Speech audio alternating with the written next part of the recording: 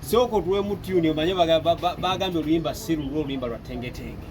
Oluyimba lwange ngenda kwagala gwotenseno kukwagala gwotenseno kati nze diru njikutudde my baby jatukumbe yaman. Ani yakoze oluyimba ekifaananyi ne audio? Audio ne simu yamukoze, audio ne simu yamukoze, video great make yagikoze, best director best. Okay. Yaman. Writer ya ruwayo yani. Zuli Tams ya ruwayo. Yalumpandike. Okay. Tuze tukulaba oziyo kola nyinyi nyo akola ko ne Chameleone. Yaman. Ne Uncle P. Ache kyagana because atero lwa amanyi nyo okusinga ne collab ze bakola. Anti kati munna ebine byenyimba bizibu mu. Buli mwa byane grace period of time etamu ennyimba sigira kati oyinza okolimba n'omuntu n'agamba ngenda kuwaayo omwezi gumu ate nga omanyi industry yaffe eya Uganda eri so hard nti oluyimba ekirinyo luba lwetaaga emyezi nga 3 okunnyikira kigira ndowooza promotion ebadde temala mbadde ndowooza sifuna budde bumala ku executing oyo waaka bulungi nnyo. Ekyokubeera ati nno okoze collab ate bokoze nabo collab ne bazizzaako akirina engeri ekikosezaamu likes of Chameleone yali wakukola ate nazzaako olulala. Actually Chameleone simubanja bambi ndowooza n'oluyimba simanyi. I think it was not the right time by that time oluyimba oba okubikola because Chameleone yampa byonna, yampa video ne mobala yagendanga n'asaba oluyimba olwo n'awangayo ssente okitegeera. So kuba kati omanyi boba ghetto youth kati Fiki Gaza walabe ng'egye yajja ku TikTok kati webakola oluyimba ye n'asooka akangamu ku TikTok oluyimba ne lutabuuka olulwe ate ne lubika yamaani yali ensonga naye nga ewali nnyo ovako. Ozisinkana otya Amayanja family eri enkolagana yammwe eriiti? Enkolagana nnungi nnyo. Okyali wange wano ku Firebase Kamwokya yantwala ewa Palaso mu kusookera ddala mu meetinga ne tukolayo akayimba mpolampola era nangata ku Chameleone kwegamba era nga bw'omanyi enkolagana nnungi weeri era ebisoli. Ate obudde buno okolagana kati ne Mudra Amayanja wabaleseewo nga omanyi munayinze ndikana kambaata buli wamu mbeerawo Mudra yabaddengawo era yekuva dda nga bw'olaba nti waneka mwokya Dax Vibes biki tinze mpise emikono mingi ne Dax Vibe taata wange Mudra taata wange buli wamu wonna kati Mudra actually you're sporting a talent out of me yatulina ennyimba nyingi nnyo naye yamani era tukolaganira wamu naye era nkola naye kati essaawa zino yali okunkwatako kuba abantu abamu babadde bazibu gyendi naye abigonzezaamuko. Obudde buno oli under Mudra management? Asiri under Mudra management ne just nkola naye nga kyali wange anyambako ebiba biganye owetagisa okuba akasimu akuba esimu yamani ebintu nebigondamu. Naye nga tolina management eyimiridde? Nina tiimu yange bagita Mac Music yankola ne bakyali bange mwe baliwo. Okay. Yamani. Okwatagana otya ne Teng kuba akayimba yakafulidde ensonga era wamuwadde ssente mmekasi? Teng samuwa yadde n'ekikumi just nagulayo ebitabo nga omanyi nti mwana muto akyasoma. Actually ne manager wa Teng nzi yankubira akayimako ngambe nga kalungi biki washoteekawo embeera kale oba n'ogula ebitabo bya mitwalo 10 ne tukolera mu challenge nga biringa byakugezesa omwana yakola oluyimba challenge n'etabuka ne kuba Africa yonna naddamu n'akola endala oluyimba ne lukubira ddala yamani.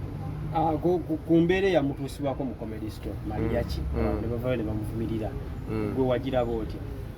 Nze Mariachi byakola saabiwagira ku lw'ensonga emu tira nga yawomanyi ebya Uganda era buli omu alippira etokota kuba kati nze nandisuubidde kuba kati oli mwana muto nnyo ate kati ffe abakulu abaana abato balina kulabira ku ffe okitegeera kati gwe bw'ovaayo gwe omusajja omukulu ng'ate oli public figure nnyo bano abaana bakulabirako ate n'otandika ey'okunafuyamu kati ate ffe no mu ghetto ebyo tuba tetubikiririza just alina okwempawalinga omwana okitegeera yanamu empawalinga amuzeemu amaanyi awo bikiira nga bumanyi so sizolera era nze saabiwagira byeyakola boy anti bagamba ye yali akola mulimu gwe nga comedian manye kitumanyi mu kujiregajirega era kyeyali akola kituufu naye era nga comedian obeerako ne limiti newookoma mu bintu ebimu okitegeera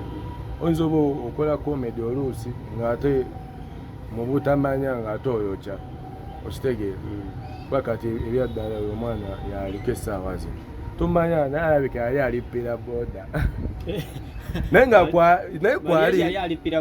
kwali omanyi kati balippira wakabi osobola okulippira atali wakabi ndowooza yali ajampingako era ojampingako yamani TikTok tulowooze nti nno kati ye music promotion platform gye tulina mu Uganda kati digital ebintu byonna byakyuka kati byadda ku digital okitegeera endongo yonna kati etambulira ku digital.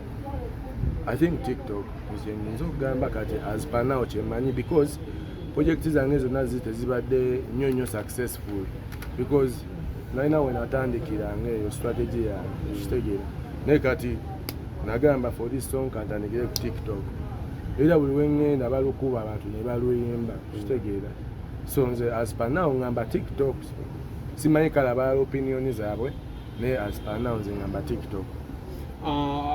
Oli ready ne tutumuli oluyimba luneeno because abamu bwe bafuna hit zibalalula ate ne mulema n'okuzzaako. Are you ready wako omulala waali mu store?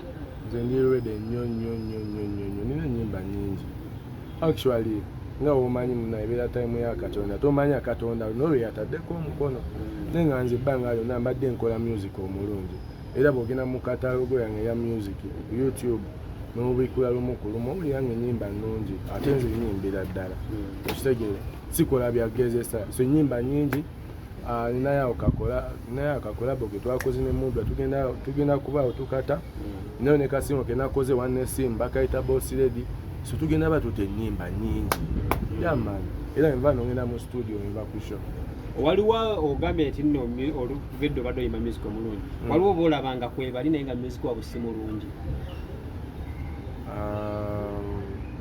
Actually ekyo ekibuuzo muganda wange no kale vako liriwo eriti kisinzira ne style kati nze mu style yange eno labye naye bakola bambi byakabi ba artisti baffe yamani era bakola kyamaanyi mission ya nti kuyimusa Ugandan music yamani.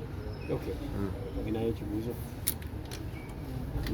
Okay, omukulu how do you feel Ugandan is receiving owulira otya? Kimpa essanyu ly'amaanyi nnyo era just kindeetera okuba hambo n'okukwatagana n'abantu ddala nnyo era nga bwe mbadde n'okwongera okukola ennyo like okulagira ddala ki kyendi nekyensobola okuteekawo mu Ugandan music industry yaffe yamani kuba talenti nyingi nyeene eziri mu ghetto naye singa baaziwaamu olabira ddala nti waliwo ebikyuka kati nange ngenda kuleeta ate ekyange ate nga nti is it true amalala gasuula oba tegasuula? Amala gasuulira ddala because nze nakyali wa Levikson yaŋŋamba oba oyagala abantu bakwagale olina okubeera omusiru teri yagala muntu mugezi because okuyimba nze nkitwalanga bonagenda n'oggulawo boutique n'otandika okutunda engoye okitegeera nti eri just business ate kati ovimba ate babboosi bo kubanga abantu be babboosi bo ate ovimba ebboosi wakuwa ssente toba musiru Chameleone omuwa ssente mmeka okuwa kolabo? Chameleone samwade n'ekikumi ne video yagisasula. Oli mumativu palaso okusupportinga Fiki Gaza nga gwe teyakuwa kimala nga ate mwakola oluyimba? Nze sitoma Katonda buli omu abeera n'enteekateeka ze naye yampagira palaso yantwala ku bivulu eyo n'ennyimba yampa introduction bambi yakola kye yasobola just time. I think it was not my time by then. Ogatta ku kibuuzo ekyo oli mukwano gwa Fiki Gaza? Mukwano gwange. ye kyamutuuseko wakirabyero kyogerako ki ekyamutuukako nakyali wange kingizaale yankubira essimu ekiro okuba ekyo kiro nali ne kamiliyoni olw'ebbaala yange yatyobeera akawemeewo nenkubayo essimu awo nenkubira awo baivani era ensonga bazandolinze bamutadde kinasembi obulya naye mbadde yesinaba mumulabako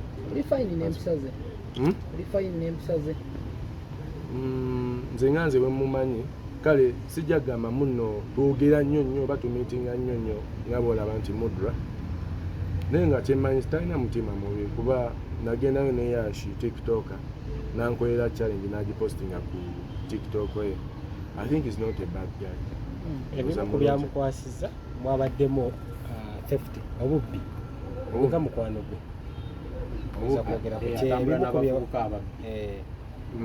ebimbalisa bigendamu nnyo nnyo kuba mbadde like simumanyi nnyo nnyo nnyo nnyo nakatandika kale okwogera naye through bapalaso aba tiktok just nenga kyemmanyi muntu alikamu biki ebibyo ebisobola okuva mu fighting for example figures alwana nnyo ne alien skin biki byosuubira bisobola okuba affecting challenge kisobola obaamu wakati w'abantu definitely okwetta and wastage of time kuba buli mubeera mu ntalo obudde buba bugenda munnaaye kitegeera tulaba firebase edda baalwana okitegeera era ekimu n'ekirumi obwavu gweraba n'ensi ezibeeramu entalo zibeera njavu kitegeera nze kyendowooza ebintu just for the love of the Ugandan music byandivuddewo kitegeera netwegatta tukuba endongo buli muyimbi atandika bwakuba hiti aba n'eggaali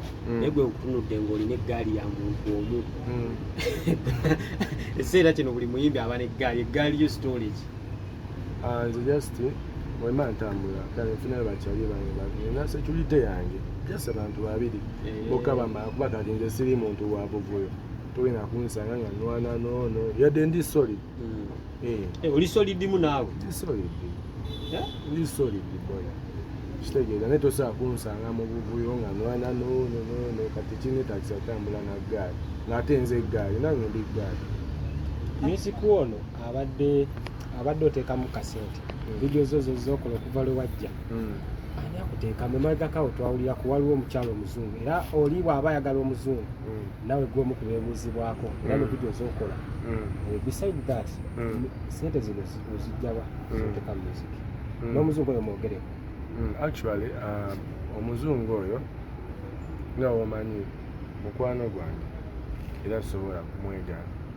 naye time yatuuka kuba tulina period yawe twakola Oluyimba ne Gravity yateekamu amagye kale nga asuubira nti bigenda kukubirawo kitegeera n'atema kitegeera naye twogera naye ngeri akyali muno mu Uganda mukwano gwange kitegeera yakola naye kyeyakola ki kyeyasobola n'akola ki n'aweeta kitegeera so kati ali mukazi wo ate ali mukazi wange sente zino ziweegaana abantu olaba eki sente kati zo zivaawa n'ekibuzo ky'omukulu nti weegaana abantu ali wakimbambega nina actually daxi nkuba ne daxi tutunda ebintu ebikadde ninawo ekibanda kyange ekyamanda eyo nina n'obutungulu bwange kitegeera ate kati gwe kyolina omumanya kati gwe nze ndi geto youth nze ndi mwiriri kati gwe kyolina omumanya sokobeyo gwe kyolina omumanya nze sowalemwa mu mbeera yonna okitegeera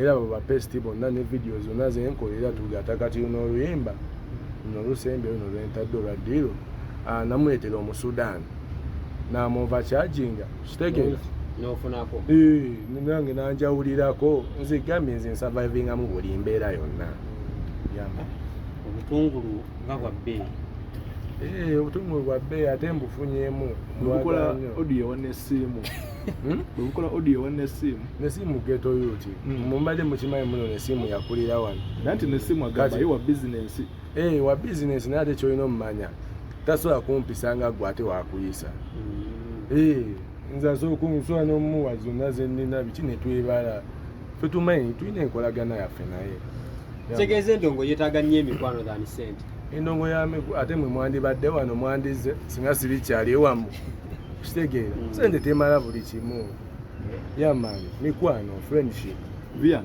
Yo. tugambe nti wayulitingako time music na frustrating era wali uli amwegala mota time wagendera novako ne mu Uganda nogendako China. Just naye ngenze mapowa gange. Naye ngenze just era nga bomanyi kola research kuba nzi naye sirinyanga ku nnyonyi. Kitegeera nga njabeera exposed.